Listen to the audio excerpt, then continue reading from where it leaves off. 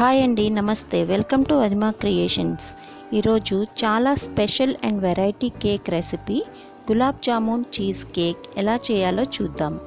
ఈ కేక్ చేయడానికి 175 grams Marie Gold biscuits తీసుకుని మెత్తని పొడిలా చేయాలి. ఈ బిస్కెట్ పౌడర్కి 1 టీ స్పూన్ యాలకుల పొడి, 140 గ్రామ్స్ కరిగించుకున్న వెన్నని యాడ్ చేసి ఇవి 3 బాగా కలిసేలా కలుపుకోవాలి.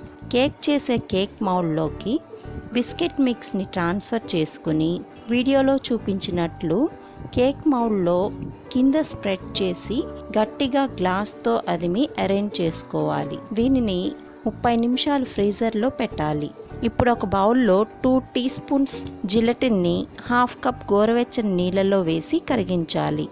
ఇంకో బౌల్లో 1/2 కేజీ క్రీమ్ చీజ్, 3/4 కప్ పంచదార పొడి వేసి బీటర్తో క్రీమీ టెక్స్చర్ వచ్చే వరకు బీట్ చేసి కరిగించి పెట్టుకున్న జిలటిన్ వాటర్ని 1 టీ స్పూన్ యాలకుల పొడిని వేసి క్రీమ్లో ఇవి రెండు కలిసేలా మిక్స్ చేసుకోవాలి.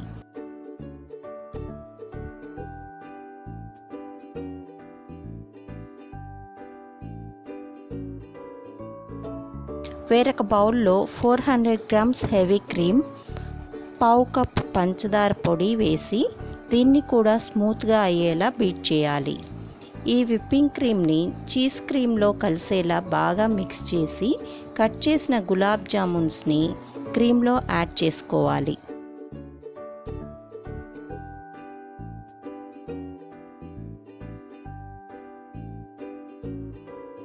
ఇవన్నీ బాగా కలిసేలా కలుపుకొని బిస్కెట్ లేయర్ అరేంజ్ చేసిన కేక్ మౌల్డ్లో ఈ క్రీమ్ని పోసి ఫ్రీజర్లో 2 గంటలు ఫ్రీజ్ చేయాలి.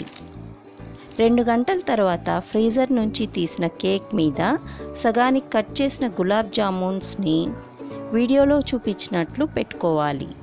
ఇప్పుడు 1/2 కప్ తేనెకి 250 ml వాటర్ యాడ్ చేసి ఇవి బాగా కలిసేలా మిక్స్ చేసుకోవాలి. వేరొక బౌల్లో 2 టీ స్పూన్స్ జిలటిన్కి 1/2 కప్ గోరువెచ్చని నీళ్లు పోసి జిలటిన్ని కరిగించాలి.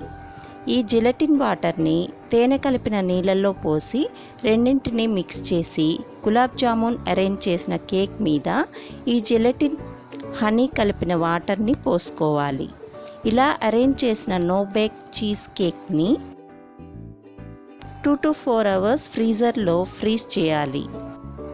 4 అవర్స్ తర్వాత ఈ కేక్ని ఫ్రిడ్జ్ నుంచి తీసి బాదం పిస్తా పీసెస్తో డెకరేట్ చేస్తే yummy no bake gulab jamun cheese cake ready. ఇలా స్టవ్తో పని లేకుండా చేసే కేక్ని మీరు ట్రై చేసి ఎలా ఉందో కామెంట్స్లో చెప్పండి. ఈ వీడియో కానీ నచ్చినట్లయితే like, share and subscribe Adhima creations.